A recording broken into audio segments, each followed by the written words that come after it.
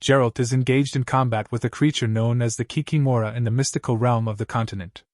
As a mutant human with unique skills, Geralt hunts monsters and goes by the name Witcher. Even though he succeeds in chopping off one of the monster's legs, the Kikimora disarms him and throws him into the ocean. He finally succeeds in killing the Kikimora by grabbing his sword, severing another leg, and stabbing it in the skull after much struggle. After that, Geralt travels to the town of Blaviken and visits a pub, where he is met with hostility from the inhabitants due to his witchcraft. A few men prepare to attack him, but Renfri speaks a word, pushes them away, and even offers Geralt a drink. Geralt is then led to a tower by a little girl who tells him he can sell the Kikimora there. Geralt discovers the door is magical right away and enters it to find that the sorcerer Stregobor has conjured up an illusion of a paradise full of attractive women. Since Renfri was born with the curse of the Black Sun, Stregobor wants Geralt to kill her. It is claimed that all the women who bear the curse would bring about the extinction of humanity because they were altered at birth. Renfri is the lone woman who remains after sorcerers killed these women in order to stop this. He wants to use Geralt's services because Renfri is immune to Stregobor's magic due to her mutations. Geralt, however, declines, claiming he is impartial towards society's quarrels and merely hunts monsters.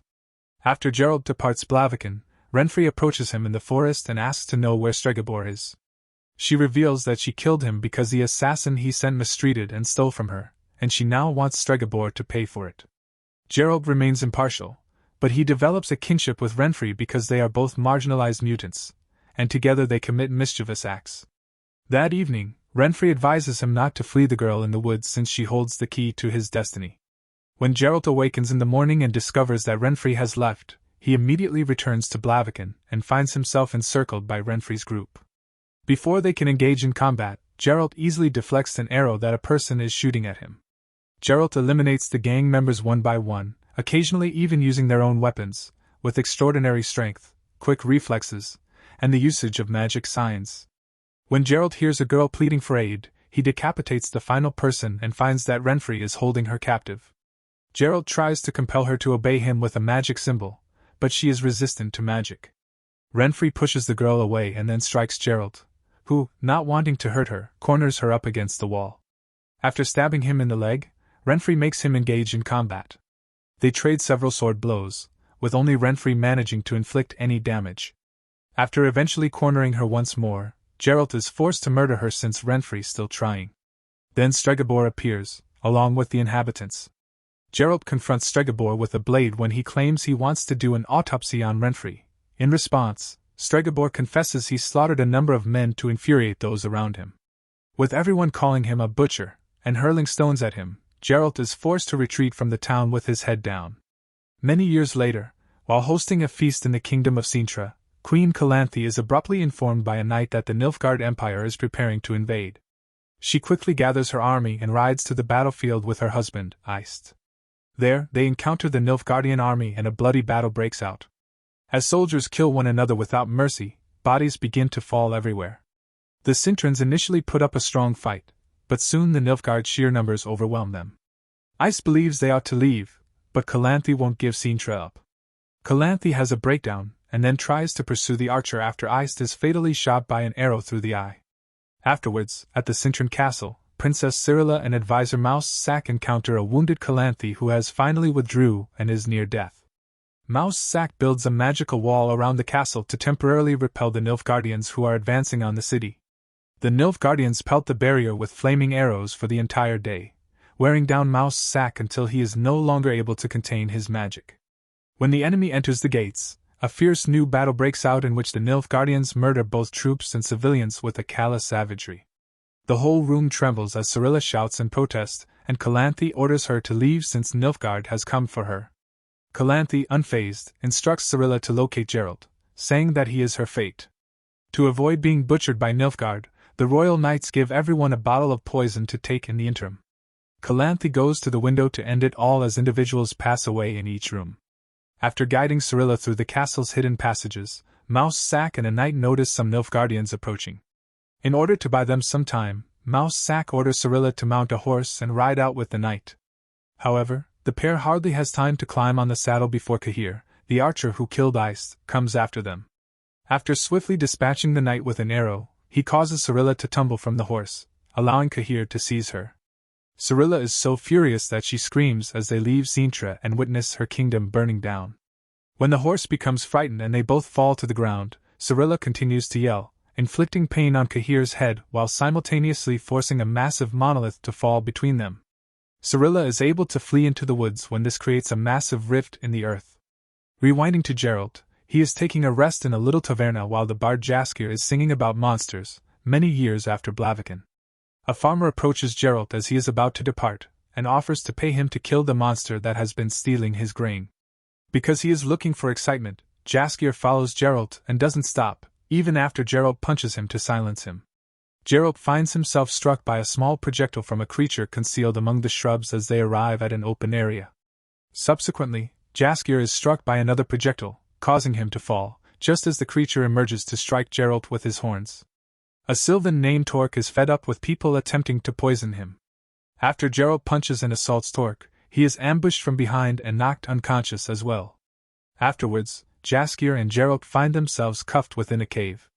While Filavandrel, the king of the elves, tells them that Torque has been stealing food and medication for his people, a sick elf enjoys beating them. Filavandrel has to explain to Jaskier that the idea that elves live in golden palaces is false, as they were driven from their homeland by humans and are now hiding. Geralt argues that rather than losing more elves to battle, the elves should withdraw and rebuild because by assaulting humans, they are just demonstrating their correctness. Filavandrel chooses to release Geralt and Jaskier after realizing that he is just another human victim. In return, Geralt gives Filavandrel the farmer's bounty. A hunchbacked girl named Yennefer is attacked by two teenagers for being unattractive in a tiny town many years ago. As a result, Yennefer inadvertently teleports. She arrives in an unfamiliar location and is greeted by sorcerer Istrid, who reassures her that she is at Aretuza College, where she is studying magic. Yennefer slaps Istrid, thinking he's going to assault her too, but Istrid just lets her pass through a portal to return home. Later, at the farm, Tisea, an Aretuzan instructor, interrupts Yennefer's mistreatment at the hands of her stepfather and offers to buy her for a few coins. Yennefer is abducted against her will despite her mother's objections, since her stepfather approves the agreement. Yennefer breaks a mirror during a breakdown while being held captive in a room in Aretuza. After getting an idea from the shards, she tries to self-delete. But Tisea saves Yennefer's life, and she's sent to class the moment she wakes up. Tisea explains that magic always has a cost while demonstrating how to utilize it. Tisea shows Fringilla how to pay the price by causing a flower to die in order to make the rock levitate after Fringilla attempts a spell to make it float, and her hand begins to change. Then every pupil gives it a shot, with Yennefer being the only one to fall short. Yennefer, depressed, searches for Istrid and makes a buddy with him. Days go by, and Yennefer's attempts at using magic continue to fail. She spends her leisure time with Istrid, who gives her comfort and teaches her how to interpret his thoughts. Tisea brings her students to an open-ceilinged cave one evening. Their mission is to capture lightning in a bottle, but Yennefer and the other two girls are unsuccessful. The only one who can pull it off is Sabrina, and when she does, Yennefer gets so enraged that she discharges some lightning, which Tisea has to divert. Later on, after giving Yennefer a rare flower that opens a gateway, Istrid kisses her and Yennefer confesses that her biological father was half-elf. Later on, it comes to light that he is employed by Stregobor, who informs him that Yennefer is a quarter-elf. Subsequently, Yennefer hears some sounds and pursues them, finding Tisea changing 3 of her classmates into eels. The school is suddenly magically illuminated when Tisea orders Yennefer to shove them into the ocean. In the future, Cirilla hears soldiers searching for her and quickly runs for cover. Then, when she goes to pick some berries, she hears a disturbance and runs into Dara, a boy who informs her that the berries are toxic. After hunting some rats, Dara gives them to her and they decide to stick together.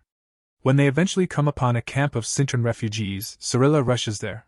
However, Dara doesn't follow this time. Cirilla encounters a boy attempting to obtain food who is wearing elf ears around his neck as a result of killing several of them. It turns out that Cintra was formerly the home of the elves, and Calanthe gave her people the order to execute any elves who attempted to retake it. When the kid offers Cirilla to remain in his family's tent, the mother asks the dwarf servant to bring her his shoes after noticing Cirilla is without any. The camp is attacked by Nilfgaardians in the middle of the night. The dwarf ultimately snaps and stabs the mother numerous times as she smacks him for dropping her belongings and criticizes him as the family gathers their belongings to flee. When the tent is suddenly cut, Cirilla is hauled out and finds its Dara. Together, they flee the camp's bloodbath, witnessing Kahir searching for her and the other boy lying dead. As the children dart into the forest, Dara reveals to her that he is an elf as he removes his hat. A while later, Cirilla hears strange voices whispering to her, waking her up. She ignores Dara shouting her name and follows the noises into the Brocalan forest. The natives don't like tourists, as evidenced by the numerous corpses in the region and the arrows shooting out of the trees that stop him from following her. A small, dying child in Temeria is telling Witcher Remus about the monster that attacked him in the present. Remus enters the butcher shop after following a trail of bodies and blood, as the father has paid him to kill the thing. He hears the monster running in the dark, so he cautiously moves around with his sword drawn until it waits for him to turn and murders him from behind. Geralt soon hears rumors of what transpired, so he goes to Temeria to look into them.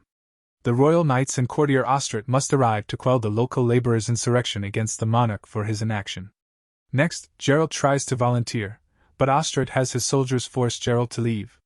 Suddenly, as they are leaving, the guards nod off and tumble off the horses. Then, the royal sorceress Triss emerges, stating that Geralt should save the creature. She clarifies later at the palace that the attacks have been coming from Princess Ada's crypt, who it is rumored was killed while pregnant. The monster might be the cursed unborn offspring of Ada. She also permits Geralt to inspect each victim's body, including Remus, that the beasts have claimed. Geralt discovers that the only parts of the victims missing are the liver and heart, and that the Striga, a cursed female, is the only monster that consumes in this manner. This proves that the being is, in fact, the unborn princess. The following day, Geralt tells King Foltest the truth about the beast after Triss introduces him to him. Foltest, enraged, wants everyone to leave, but Geralt waits for them to go before abruptly locking the door and questioning Foltest. Inquiring as to the baby's father, he wonders why the monarch has not responded to the news of his sister's murder. Foltest dismisses Geralt from his realm and won't respond.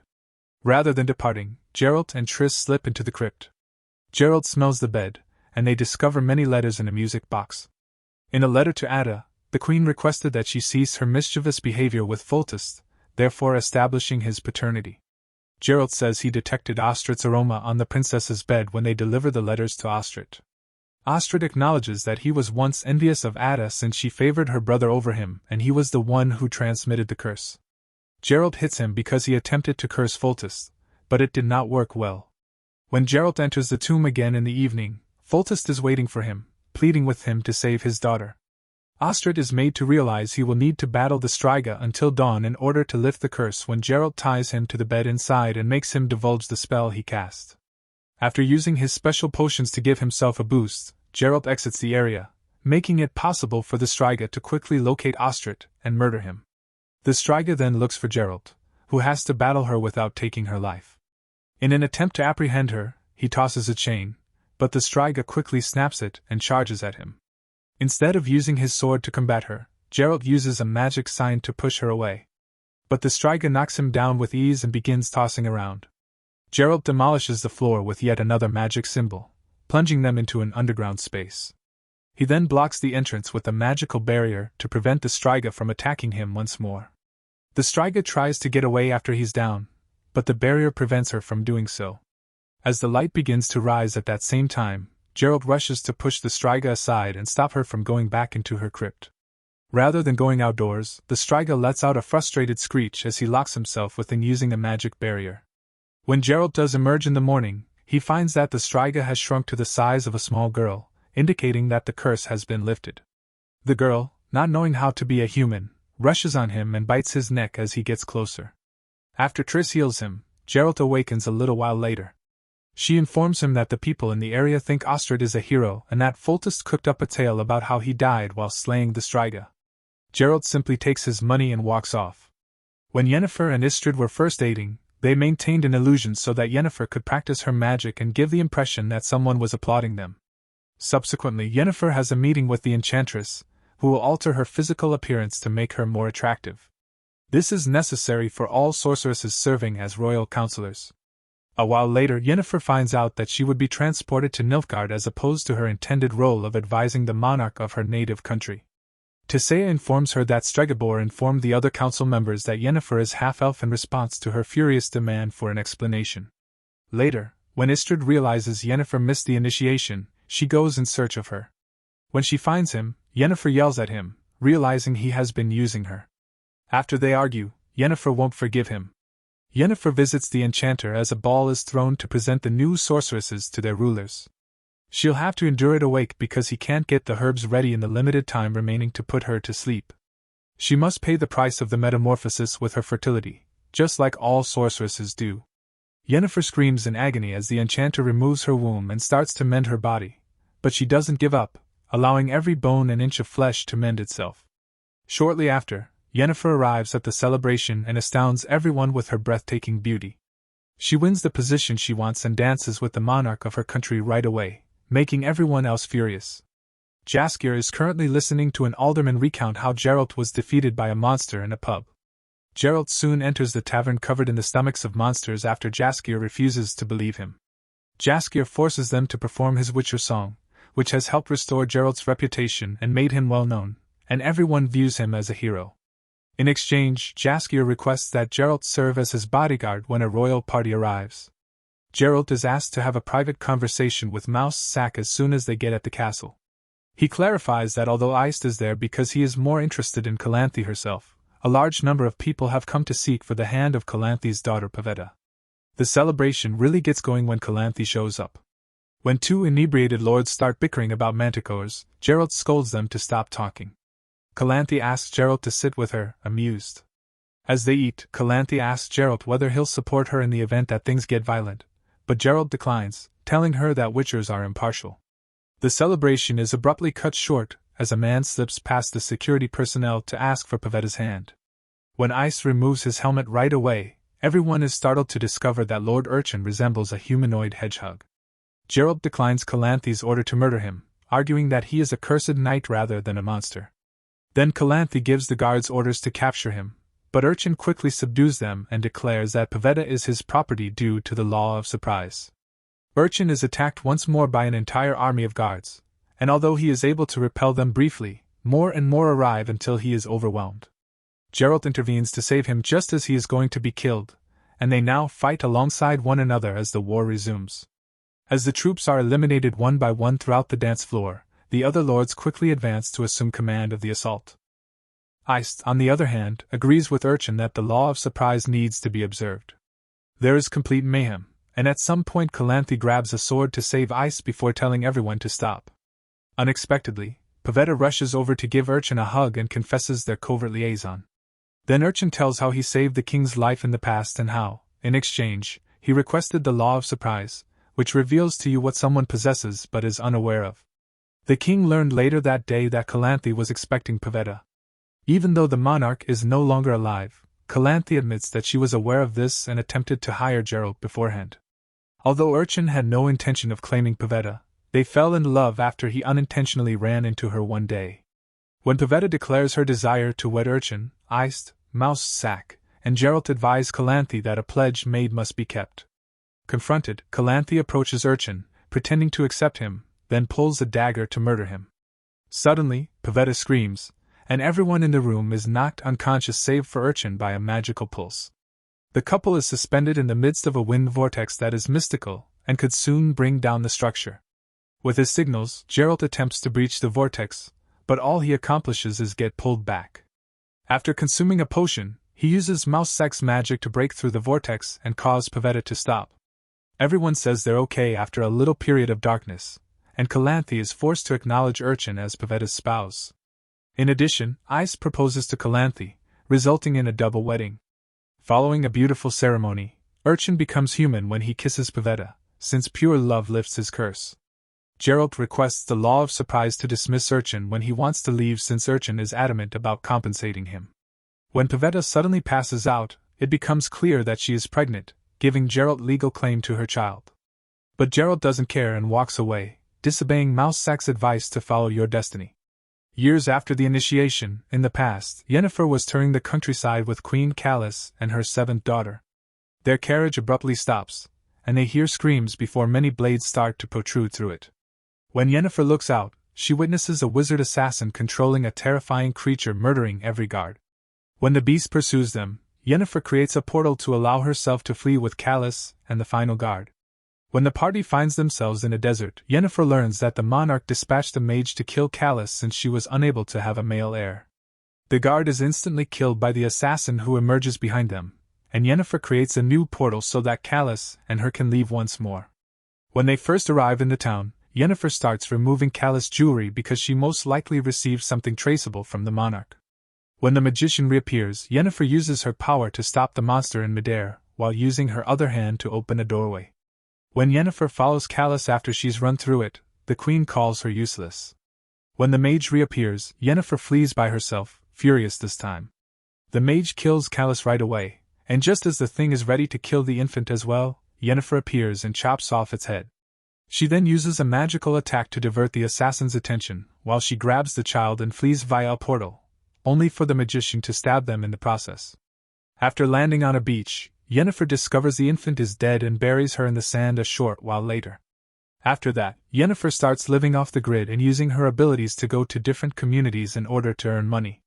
Later on, Cirilla follows the sounds again and discovers a dazzling light before coming upon a group of dryads. Dara is with them as well, although they are now tending to his arrow wound. In private, Dara presses Cirilla to acknowledge that she is the princess of Cintra, which infuriates Dara because his family perished in the elf massacre in Calanthe. Cirilla has a nightmare that night about the Cintra massacre, with people dying all around and Cahir's insane face attempting to murder her.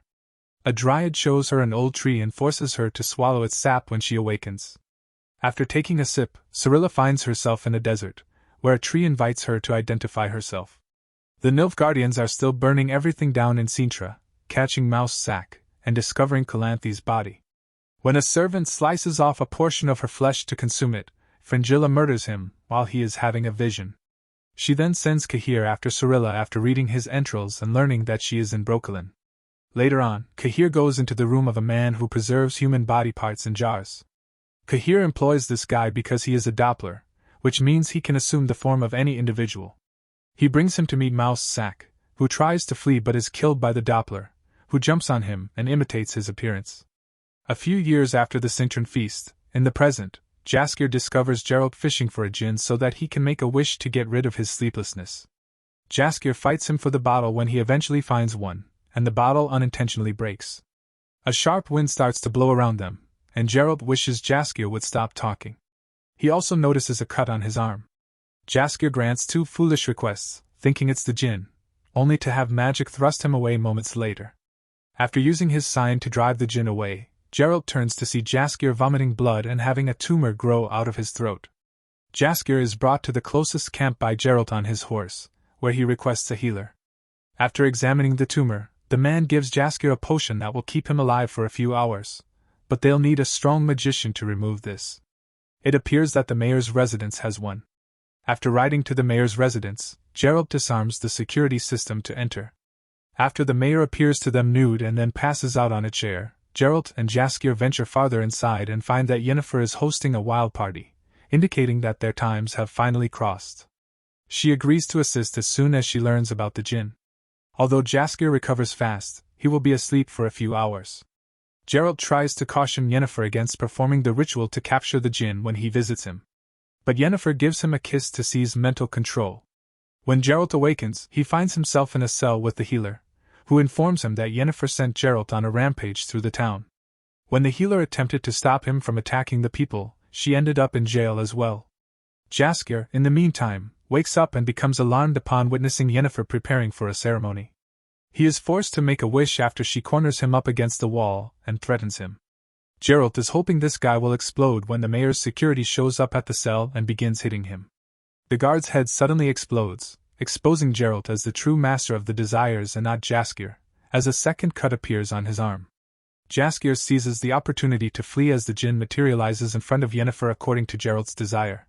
When he runs into Geralt, he tells him about the ceremony, and Geralt immediately heads back inside. Even though Yennefer is on her knees and struggling to control the enormous strength of the djinn, she rejects Geralt's assistance. Geralt asks for Yennefer's life and his life to be united as his final desire, since he has no other choice. Given that harming Yennefer would mean harming his master as well, the djinn vanishes in a massive explosion that destroys half of the structure. Jaskier watches from the window as Yennefer and Geralt argue till they unexpectedly get dirty together, as they wake up. When Cirilla awakens from the illusion of the tree in the future, she witnesses a dryad carrying the skulls of Nilfgaardian scouts. As they prepare their bows for battle, the phony mouse sack appears and demands to speak with Cirilla. Glad to meet a familiar face, the girl walks off with Dara and him. Dara is curious about Mouse Sack and starts probing him with questions as the trio heads back. When Mouse Sack gives a false response, Cirilla eventually catches on to him. Dara assaults the Doppler after he tries to drag her by force out of rage. The Doppler is wounded by Dara's silver knife, so he immediately disarms him and tries to suffocate him. He reveals his true face as Cirilla takes up the knife and begins to burn the Doppler once more. Then, rather than killing the Doppler, Dara returns his knife and presses it up against a tree while posing questions. The Doppler has an opportunity to bring Dara to the ground when Cirilla takes the knife and does it herself. Shaken, Cirilla flees, only to be apprehended by the Doppler disguised as a soldier from Nilfgaardian territory. Shortly after, Cirilla meets Cahir in a room at an inn where she finds herself bound. But as soon as Cahir turns around, Cirilla transforms to seem just like Cahir because, in reality, it's the Doppler, who is upset with Cahir for failing to warn him of Cirilla's dangers. A brawl breaks out, and Cahir finds it difficult to defeat the Doppler since he's imitating his moves.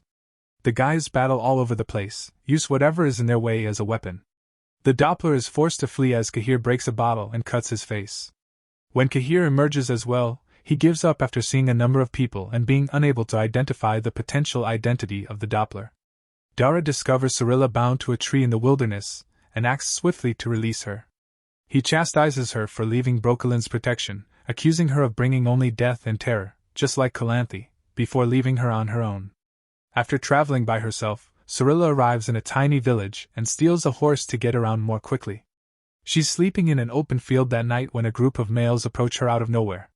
She recognizes that these are people she knew from Sintra, but they are not her friends. Rather, they are there to kidnap her and take her to Nilfgaard in order to claim her bounty. Cirilla is so terrified that she collapses to her knees and loses control of her abilities. She shouts and delivers a scary prophecy about the end of the world. A few years following the Djinn event, Geralt and Jaskier confront Borch and his two bodyguards in the present. Over a drink, Borch tells the story of how the people attempted to assault the dragon that had appeared in the kingdom in order to take its treasure. The dragon has decimated half of the land as payback. Now that the dragon's head has a price attached to it, other teams are preparing to go after it. Geralt declines Borch's invitation to join his team, claiming that dragons are sentient beings and that he doesn't murder them. He instantly reconsiders, though, upon learning that Yennefer is bringing a knight. Jaskier discovers a monster in the underbrush, and becomes alarmed as the other teams begin their ascent of the mountain. It's a peaceful beast, says Geralt, probably just hungry. But the knight steps forward and slays the unfortunate thing with such ferocity that he first decapitates it before striking it again with his sword. The monster is later roasted and eaten by the knight, who then makes him feel ill and has him rush to the woods to relieve himself when the company stops to rest. The gang learns that the knight was killed while defecating the following morning. Geralt questions Yennefer about her motivation for wanting to kill the dragon, and she is incensed over losing her sponsor. When she tells Geralt that a dragon's heart can treat infertility, he simply laughs at her and calls it an urban legend. Subsequently, the dwarf team declares they will take a shortcut because they don't trust the mercenary team because they think they killed the knight. When Yennefer and Geralt's group follow them, they find that the shortcut is actually a narrow dwarven-only path that circles the mountain. Even so, they cross it very carefully, but as a result of their weight, the wood breaks, causing Borch and his bodyguards to fall, barely escaping with their lives. In an attempt to save them, Geralt clings to the chain, but the wood is crumbling beneath him as well. Borch lets go because he wants to avoid additional deaths, and his bodyguards come after him right away. Shortly after, the company breaks off to set up camp, and Geralt goes to see Yennefer in her enchanted tent. From there, they spend the rest of the night getting into mischief.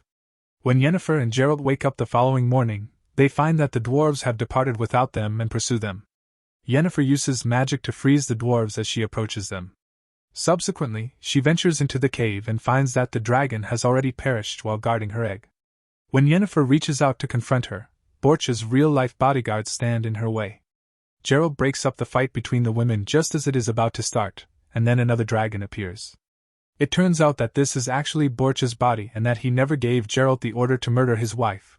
Instead, he wanted the Witcher to keep the eggs safe from the other teams.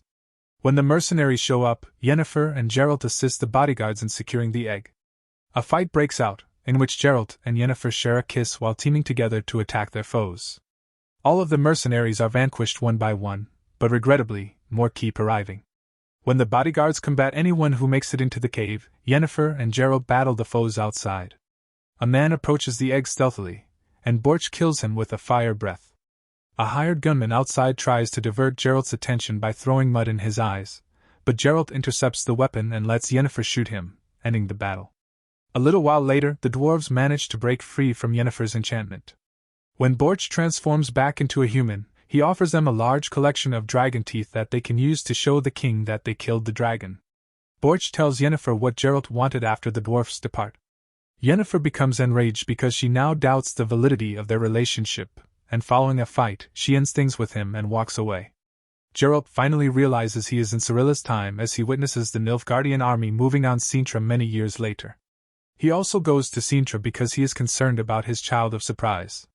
Mouse Sack tells him that even if Cirilla's parents passed away many years ago, she is okay. When Geralt hears a noise out of the blue and looks around the tunnels, he discovers two guys, and it dawns on him that Calanthe ordered assassins to kill him should he ever return to Sintra. Then, in an attempt to have the other 8 assassins come out of hiding, Geralt kidnaps Mouse Sack. Mouse Sack creates a portal to transfer Geralt and himself away in order to avoid a battle. After that, they visit Calanthe, where Geralt tells her he has come to defend Cirilla from Nilfgaard and that he will return her once the fight is finished. Reluctantly, Calanthe accepts and presents him to a pretend princess, claiming to be ready in a few hours. As he waits, Geralt witnesses an unexplained wind unlock a door and step outside, where he witnesses the actual Cirilla interacting with some children and receiving the title, Your Highness. When Geralt realizes he's been duped, he runs to confront Calanthe, who dismisses his concerns and gives Ice the task of escorting Geralt from the land. As they pass an arch on their way out, 2 gates fall in unexpected ways, trapping Geralt.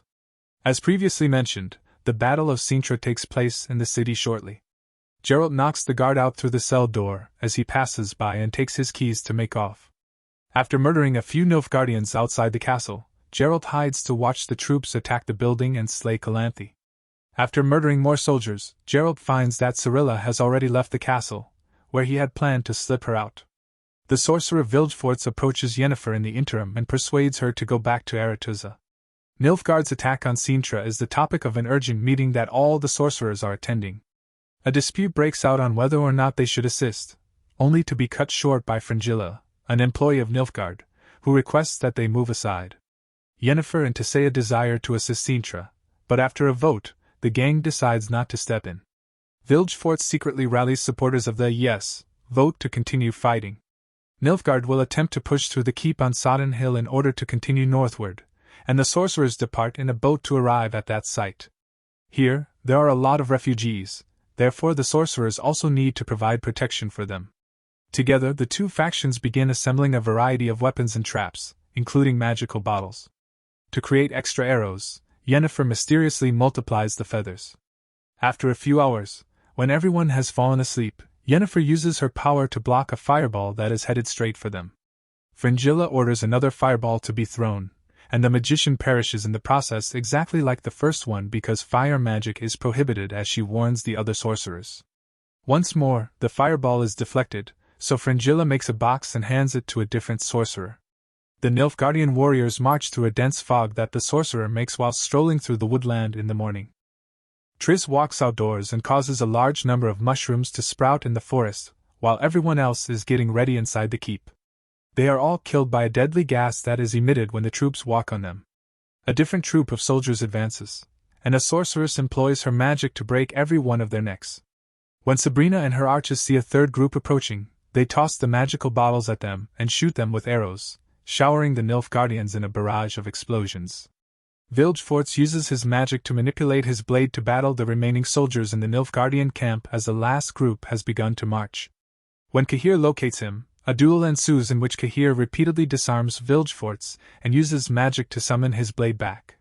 He eventually runs out of energy, giving Cahir the opportunity to kick him down a hill.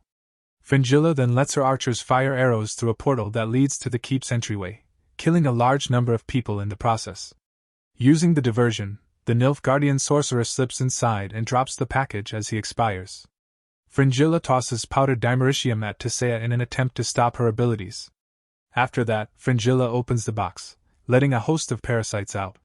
The Nilfgaardians soon encircle the stronghold and eliminate any outside sorcerers. Triss dashes to the entrance, using vines to form a barrier that traps the opponent. Triss's chest is burned when a soldier breaks through the vines and also sets the vines on fire. Sabrina and a few children are taken over by the worms in the meantime, and they manage to seize some of the magical bottles. Before the children drop the bottles, Sabrina ambushes Yennefer and stabs her, setting off a massive explosion that claims the lives of numerous people. Along with the tower, it collapses, throwing Yennefer and Sabrina to the ground, where Sabrina faints.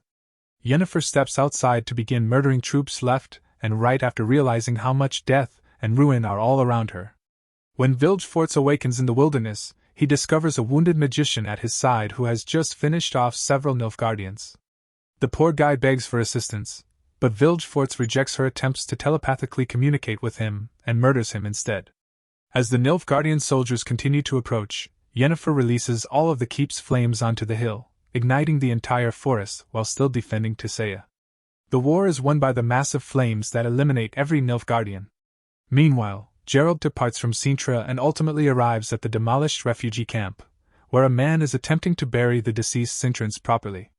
The man is suddenly beset by necrophages, which are creatures that savage areas that are full in corpses.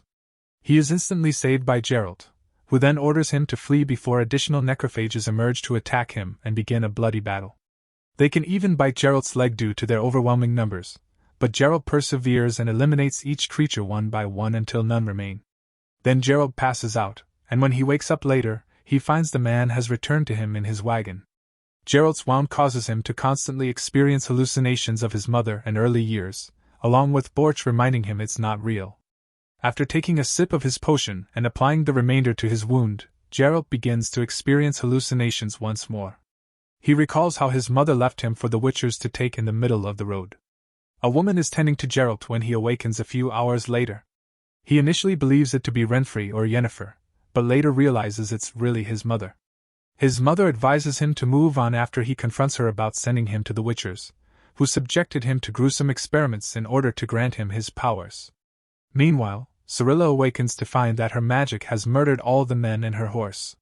She is found by a woman who takes her home and assures her that her sole goal is to assist. That evening, Cirilla hears Geralt pleading for Yennefer in a dream. Recalling that he is her destiny, she resolves to go in search of him. Because this is also the residence of Geralt's savior, the wagon soon arrives. Recalling Renfri's comments, Geralt leaps off the wagon and dashes into the forest as he hears the wife mention a girl in the woods. It is there that Cirilla and Geralt eventually cross paths and share an embrace as their destiny align. Geralt makes his debut, a look at The Witcher, 2019. The Witcher, 2019, is a fantasy series based on the popular book and video game series. Here's a breakdown of its first season. Explanation. The continent is a land teeming with monsters and magic.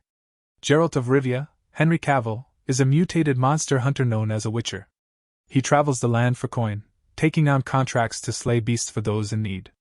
The story follows Geralt as his paths intertwine with powerful sorceress Yennefer, Anya Kalatra, and Ciri, Freya Allen, a young princess with a mysterious destiny. Criticism. Action-packed battles. The series delivers exciting fight scenes showcasing Geralt's impressive swordsmanship and monster hunting skills. World building. The Witcher introduces viewers to a rich fantasy world with diverse characters, factions, and magical lore. However, the jumping timelines can be confusing for newcomers to the franchise. Balancing the stories. The juggling of Geralt, Yennefer, and Ciri's separate storylines can feel uneven at times, and some character development might feel rushed. Moral. The Witcher explores themes of destiny, prejudice, and the struggle between good and evil.